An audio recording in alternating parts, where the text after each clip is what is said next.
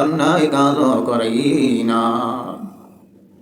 আল্লাহ তাআলা বলে আমার বান্দাদের মধ্যে জ্ঞান দিয়েছি, বিবেক দিয়েছি, বুদ্ধি দিয়েছি রে, আকেল দিয়েছি, দিমাগ দিয়েছি। আল্লাহ তাআলা বলে আমি মানব সৃষ্টি করলাম। সূরা রহমানের মধ্যে বলে আল্লাহ তাআলা বলে আমি মানব সৃষ্টি করলাম। মানব সৃষ্টি করার পরে আমি কি করলাম? আল্লামাহুল বায়ান, আমি আমার বান্দাদেরকে তার মনের ইচ্ছা অনুযায়ী কাজকর্ম করার মতো ক্ষমতা দিয়ে দিয়েছি। আল্লাহ তাআলা বলে যাতে আমার বান্দারা বলতে না পারে আল্লাহ তাআলা আমাদেরকে সৃষ্টি করেছে বলে এই জন্য আল্লাহ তাআলা আমাদের পায়ে শিকল বেঁধে দিয়েছে, বেড়ি বেঁধে দিয়েছে। তার মানে আল্লাহ তাআলা বলে যদি আমার বান্দারা বলতে না পারে যে আমি আল্লাহ রাব্বুল আলামিন মানব সৃষ্টি করেছি, আমি আল্লাহ তাআলা সৃষ্টি করেছি বলে মনে করে আমি আল্লাহ তাআলা জোর করে আমার বান্দা বান্দীদেরকে দিয়ে আমি আল্লাহ গোলামি করাই।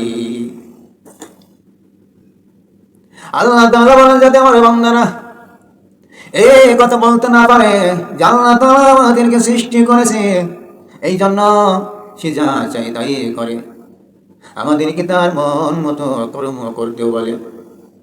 আল্লাহ তাআলা বলেন কিয়ামতের ময়দানে আমার বান্দারা যেন আমি আল্লাহর কাছে এই কথা না বলতে পারি যে আল্লাহ তুমি আমাদেরকে সৃষ্টি করেছিলা, তুমি তো তোমার মনের মতো করে কর্ম করাই নিয়েছো, আমাদের মনের চাহিদা আমাদের আমরা কাজকর্ম করতে পারি নাই, মনের আনন্দ করতে পারি নাই। আল্লাহ রাব্বুল আলামিন বলেন কিয়ামতের ময়দানে যেন আমার বান্দারা এই কথা না বলতে পারে। মানুষ দুনিয়ার জমিনে জিন্দেগি থাকা পর্যন্ত তোমার মধ্যে রূহ নামাজ মস্তখানি জিন্দা থাকা পর্যন্ত চলাফেরা করা পর্যন্ত তুমি দুনিয়ার জমিনে চলাফেরা করতে পারবা। আল্লাহ তাআলা আরেক উদাহরণ দিয়ে বলেন আমি আল্লাহ তাআলা মানব সৃষ্টি করলাম, মানব সৃষ্টি করে আমার বান্দা বান্দির জন্য আমি আল্লাহ রাব্বুল আলামিন বিভিন্ন প্রকারের খাদ্য উপাদান সৃষ্টি করে দিলাম, বিভিন্ন ধরনের ফল ফলানির পর্বত গাছ বৃক্ষ আমি আল্লাহ তাআলা সৃষ্টি করে দিলাম রে, যাতে আমার বান্দা বান্দিরা সেই ফল ভোগ করতে পারে, খাইতে পারে। আল্লাহ তাআলা এখানে ওই কথাটি আরেক উদাহরণ দিয়ে বলেন যে আমার বান্দারা কিয়ামতের ময়দানে এই কথাও যেন না বলতে পারে যে আল্লাহ তাআলা তুমি আমাদেরকে সৃষ্টি করেছ কিন্তু আমরা তোমার গোলামি করি নাই, তোমার হুকুম মানি নাই। যারা তোমার হুকুম মানছে, যারা তোমার গোলামি করছে, তাদেরকে তুমি দুনিয়ার জমিনে ভালো মন্দ খাওয়াইছো, ভালো মন্দ ফল ফলানি খাওয়াইছ।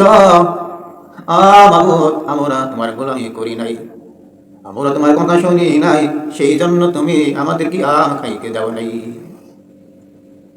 আমরা তোমার হুকুম মানি নাই বলে তুমি আমাদেরকে কাঁঠাল খাইতে দাও নাই, আঙ্গুর বেদনা খাইতে দাও নাই।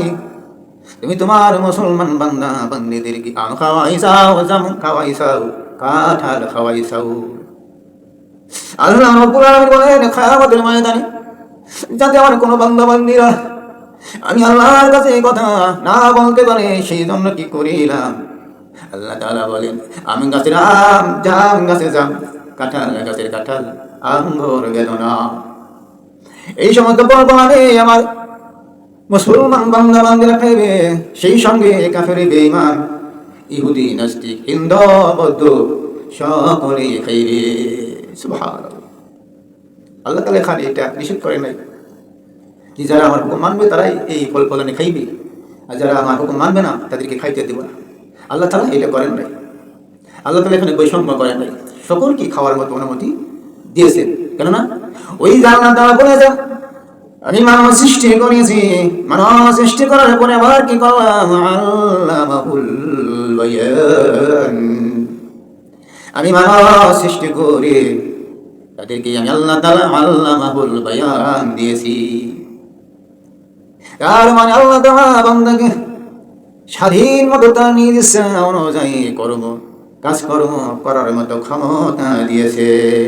বান্দায় ভালো চাইলে ভালো করতে পারবে, খারাপ চাইলে খারাপ করতে পারবে।